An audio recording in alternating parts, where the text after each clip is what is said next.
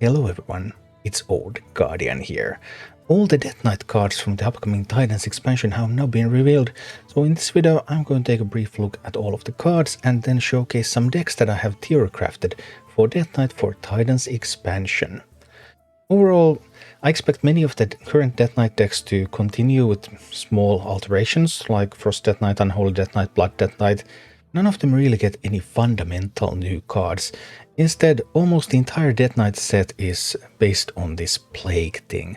So Plagues are cards that you shuffle into the opponent's deck, and when they are drawn, then they deal 2 damage to the opponent and then one of 3 effects. They can heal your hero by 2, or they can summon you a 2/2 minion, or they can make opponent's cards more expensive for the turn. So this Plague mechanic, it's really hard to shuffle so many plagues that plagues alone would actually kill your opponent. I just don't see how that could happen. Even though there is Helia, and Helia has a battlecry effect, shuffle all 3 plagues into your opponent's deck. Plagues they draw this game are unending. So for the rest of that game, they draw a plague and there's a new one shuffled right back in the deck, so the plagues won't end. But we don't really go into fatigue anymore anyway, so yeah, trusting in those plagues, that's kind of tricky.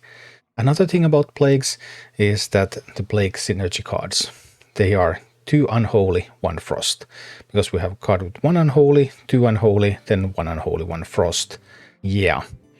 2 unholy, 1 frost. It's currently used in the Cagehead OTK, but you don't really want to do plagues with the Cagehead OTK, because if you have an OTK, then why doing these slow plagues anyway? So this leaves the plagues in a little bit of a perilous position, because that rune combination just isn't super strong.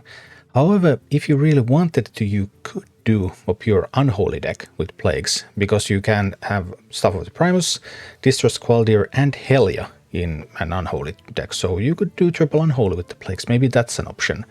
But yeah, almost everything here is completely dependent on the plagues. Then we have Frozen Over. Both players draw 2 cards, your opponent cannot play them next turn. Okay, that's also Plague Synergy, but it could also be used as a standalone card. Then we have Northern Navigation. Discover a spell from your deck. If it's a Frost spell, freeze a random enemy minion. 2 mana, draw 1 card. Well, it is a Discover effect, but still. Then we obviously have the Titan, the Primus. This uses an ability, discover a card with that rune.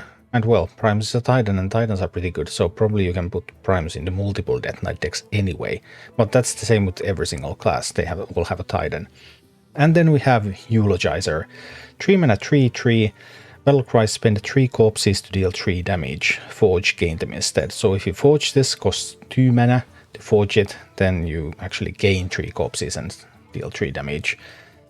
But overall, the Death Knight set is very tightly focused around those plagues. So I've been thinking, what can I do with the plagues? Obviously, I would have wanted to build like a very slow control deck that eventually wins with the plagues, but the rune combinations just don't allow that to happen. It's just, you just can't. So what you can do, maybe taking a little bit of inspiration from that Cagehead OTK build, and hey, well, death rattle effects. I built this one. I call this the Egg Plague Death Knight. So this is 2 unholy, 1 frost. And the idea is that you have the plagues, but then you also have the eggs. You have Foul Egg, you have Nerubian Egg. Because Distress Qualdir, death rattle, shuffle 2 plagues into your opponent's deck. So that's also a death rattle that can be useful. Then you have stuff like Ravenous Kraken, which Battlecry eats a minion, and then as death rattle it summons a new copy. So it works with the eggs, it kind of works with the Qualdir. Then you have Yelling Yodeler to proc death rattles twice, so we can shuffle a bunch of plagues, or we can pop a bunch of eggs. Both things work. Not many spells in this one, so you can use Magatha, Bane of Music. Obviously you put Primus into this deck, you can put Astalor into the deck, so some things that you can do. But then I really started thinking about, okay, well, if I'm going this route, this egg route, then do I really need that Frost rune for anything? And then I decided to build this one, which is just unholy. It's unholy with eggs and plagues. And then you can also put in Grave Strength, and you can put in Lord Marrowgar.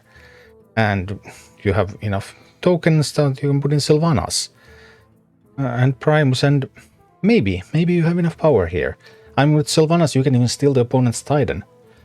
and that should be a pretty good asset in the upcoming meta.